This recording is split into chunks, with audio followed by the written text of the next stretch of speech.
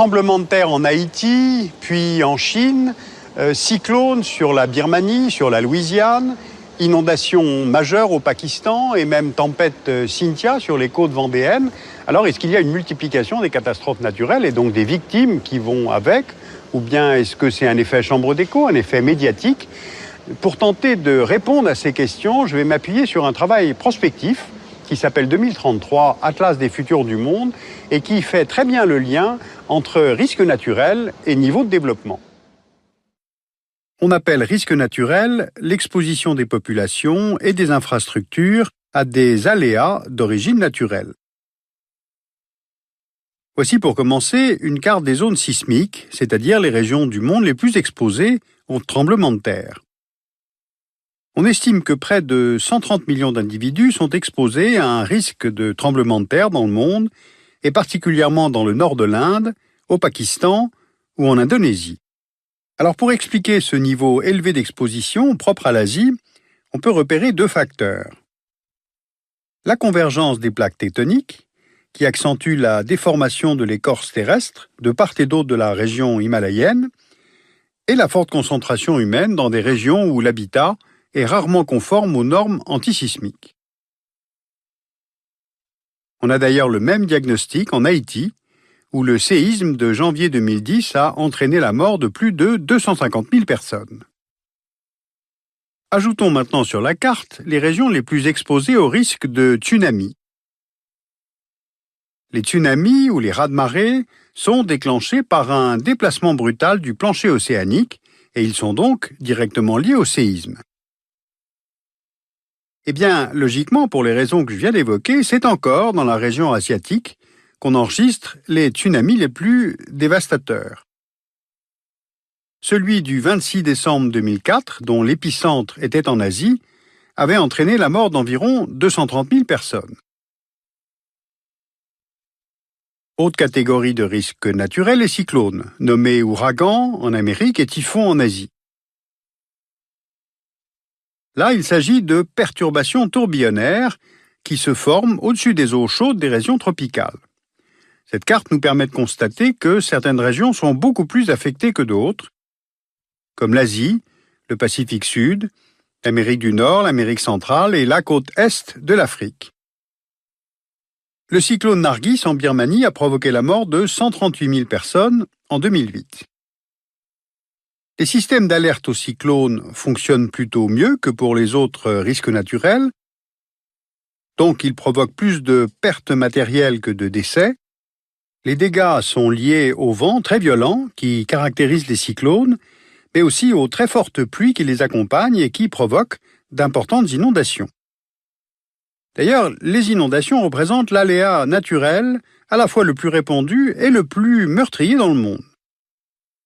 Globalement, on estime que les inondations sont responsables de plus de 60% des décès liés aux catastrophes naturelles.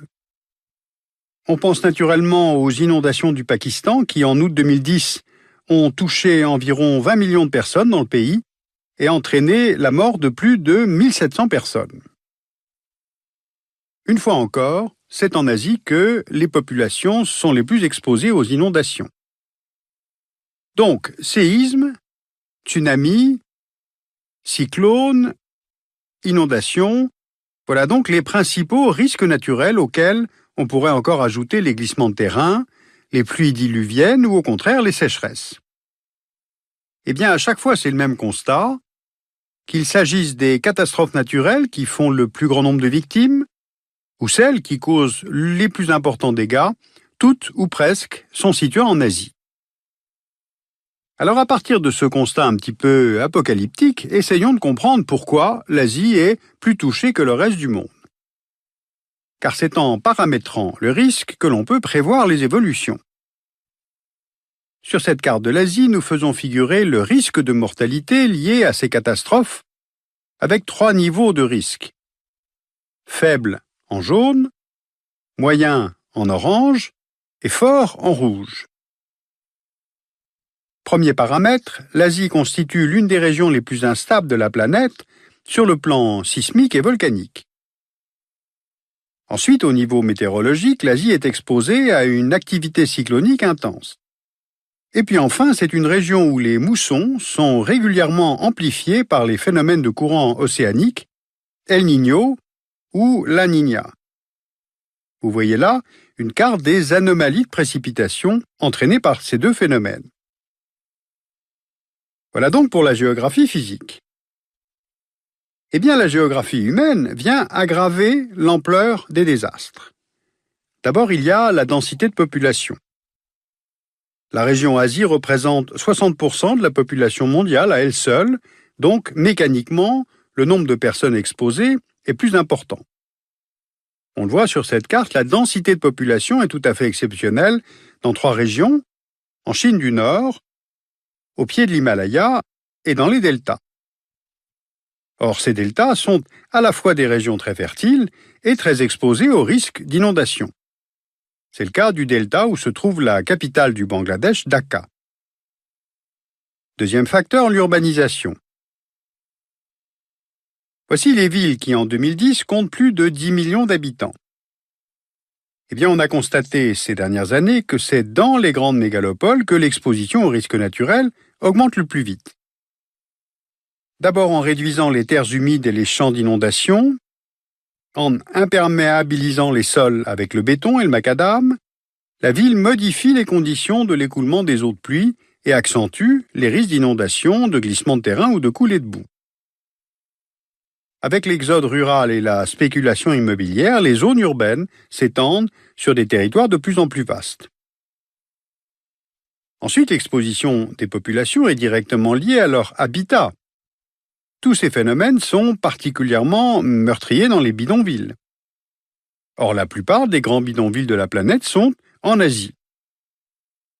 On voit ici un bidonville à Mumbai, en Inde. Les bidonvilles réunissent tous les facteurs de vulnérabilité, tels que la pauvreté, l'absence de prévention, le manque d'accès aux secours et même l'absence de contrat d'assurance. Les foyers démunis sont et les plus exposés aux catastrophes naturelles et ceux qui s'en remettent le plus difficilement. Alors ce que je veux faire apparaître avec ce paramétrage, c'est que les risques naturels constituent en fait des indicateurs fiables des inégalités économiques et sociales que les catastrophes viennent en fait souligner. Car le nombre de victimes et l'ampleur des pertes économiques qu'elles entraînent sont proportionnels à la pauvreté des personnes et des sociétés exposées. Voilà un schéma pour le comprendre. On superpose là exposition aux risques naturels et niveau de développement humain. Si on se pose aux 2 extrêmes du classement IDH, on constate que sur 100 personnes exposées à un risque naturel dans le monde, 15 vivent dans un pays à développement humain élevé et 11 dans un pays à développement humain faible. Maintenant, si on fait le même exercice avec le nombre de personnes qui trouvent la mort dans des catastrophes naturelles, on s'aperçoit que moins de 2 vivaient dans un pays à développement humain élevé et 53 dans un pays à développement humain faible. Autrement dit, la mortalité liée aux catastrophes naturelles paraît beaucoup moins liée à l'exposition aux aléas qu'au niveau de développement des pays. Alors, parmi les exemples qui permettent de montrer l'impact du développement dans le phénomène de catastrophes naturelles, les Philippines et le Japon sont des cas d'école. À intensité de cyclone égale, la mortalité est 17 fois plus élevée aux Philippines qu'au Japon, alors que le Japon compte plus d'habitants exposés aux tempêtes tropicales que les Philippines. Et l'on peut faire le même ratio pour ce qui concerne les pertes économiques et les dégâts matériels. Car à un niveau de développement plus élevé correspondent généralement des normes d'aménagement et d'habitat mieux ajustées aux risques naturels, des secours plus équipés, mieux organisés, une plus grande préparation de la population aux catastrophes et des systèmes d'assurance plus développés. Et en plus, en se répétant, les catastrophes naturelles balaient des années de développement économique et de biens accumulés dans les pays en développement qui se trouvent alors encore plus exposés au risque du catastrophe. En fait, on tourne en rond. D'abord, on pourrait considérer que ces risques naturels, finalement, sont avant tout des risques humains. Et devant ces images de cyclones, de séismes, d'inondations, On pense fatalité, on pense injustice de la nature. Non, il n'en est rien. La gravité de ces désastres révèle avant tout la pauvreté des zones où elles se situent. Donc ce que j'ai voulu aujourd'hui avec ce paramétrage un peu systématique, c'est de montrer que les risques naturels sont des indicateurs assez fiables des inégalités de développement que les catastrophes viennent en fait pointer du doigt. Voilà, vous pouvez retrouver ce type de raisonnement, de lien entre les phénomènes mondiaux. Vous pouvez retrouver ces cartes et ces graphiques en regardant le livre 2033, Atlas des futurs du monde, un atlas de Virginie Resson aux éditions Robert Laffont.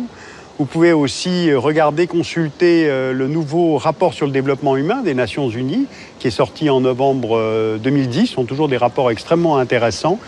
Je vous rappelle que toutes ces références en français et en langue allemande, vous pouvez les retrouver sur le site du Dessous des cartes. Vous pouvez voir et revoir cette émission en allant sur Arte VOD.